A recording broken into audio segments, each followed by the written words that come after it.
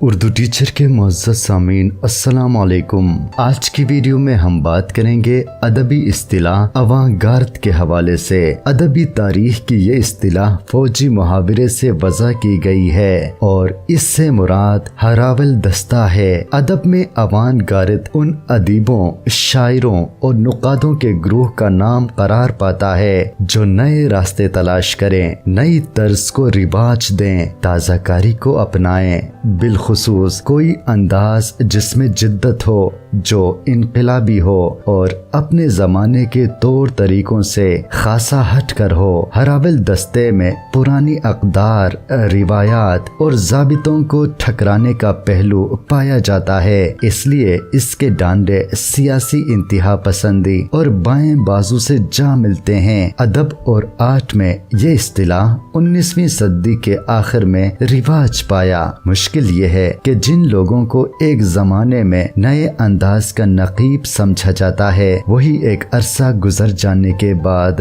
جانے پہچانے ہونے کے باعث روایت شکن معلوم نہیں ہوتے، بلکہ روایتی نظر آنے لگتے ہیں۔